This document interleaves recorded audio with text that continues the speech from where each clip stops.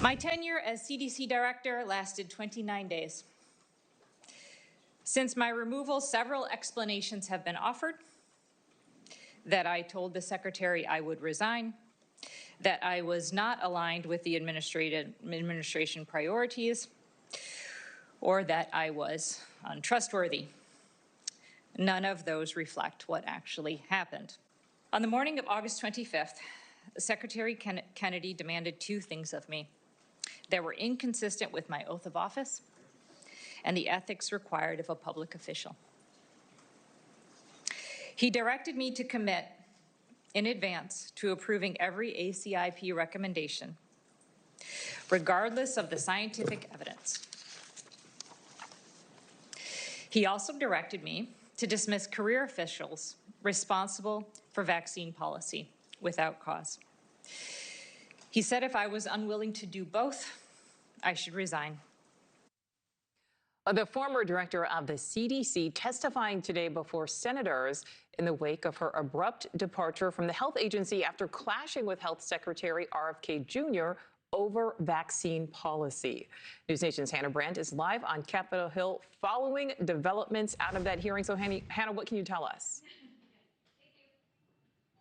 Well, Nichole, that hearing lasted about 3 hours long, and it just wrapped up minutes ago. But what we heard was former CDC Director Susan Monarez's side of the story. You heard there, she laid out the reasons that she believes she was fired by Secretary Kennedy. And we learned some new details about that exchange by Monarez, who called it very tense. She said it was not a productive discussion and that during it, Secretary Kennedy got very angry. But she said, look, I just wasn't willing to compromise my ethics or the things that I had promised in front of the nominating or in front of the Senate when she was nominated that she would do if confirmed to the position.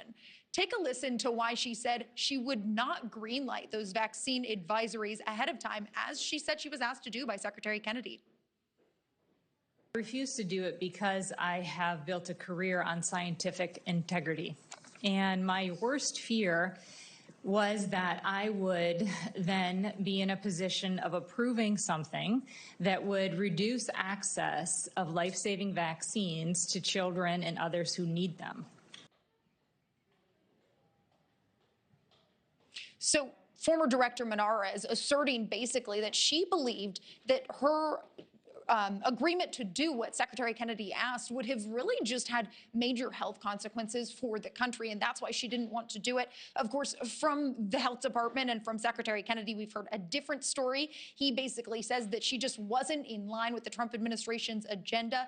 In a statement, the HHS tells me, quote, she acted maliciously to undermine the president's agenda and was fired as a result. Susan Monarez was tasked with restoring the CDC to its core mission after decades of bureaucratic inertia, politicized science, and mission creep eroded its purpose and squandered public trust, and she refused to do it, end quote. So very different stories about exactly what happened.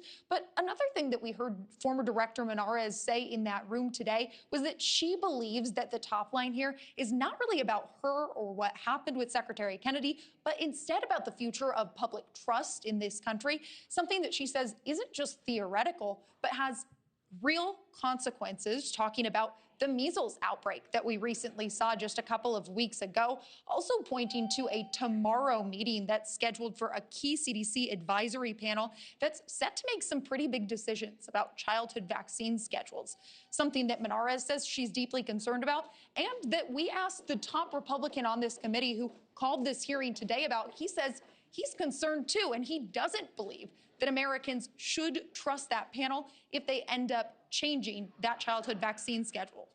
Nichole? All right, Hannah Brandt live for us there on Capitol Hill. Thank you. Thank you for watching. Subscribe below and download our NewsNation app right now on your phone, and you will get fact-based, unbiased news for all Americans.